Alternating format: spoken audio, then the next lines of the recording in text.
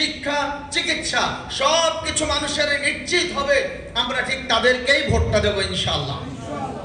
আর একটা আমাদেরকে ব্যালট পেপারে দেওয়া হবে, সেখানে টিক মার্ক, হ্যাঁ আছে আর না আছে।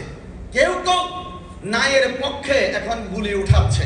প্রিয় বন্ধুগণ, যদি নায়ের পক্ষে ভোট দেন তাহলে ভোটটা পাবে ভারত, আর হায়ের পক্ষে যদি ভোট দেন তাহলে ভোটটা পাবে বাংলাদেশ। আমরা যদি নায়ের পক্ষে ভোট দেই তাহলে হবে দিল্লি, আর যদি আমরা হায়ের পক্ষে দেই তাহলে হবে আমাদের ঢাকা। এখন কোন দিকে সিদ্ধান্ত নিতে হবে, আলেমদেরকে খুব সতর্কতার সাথে দায়িত্ব পালন করতে হবে। আপনারা তো ঠিক আছেনই, জনগণ ওলামা ইকরামের দিকে তাকিয়ে আছে, ওলামা ইকরাম কি বলে। অতএব আমরা প্রত্যেকেই আমাদের নিজ অবস্থান থেকে, নিজের আশেপাশে এবং সোশ্যাল মিডিয়া যে যতটুকু পারি হায়ের পক্ষে ভোট কাস্ট করার জন্য আমরা প্রাণান্তকর প্রচেষ্টা চালিয়ে যাব ইনশাআল্লাহ।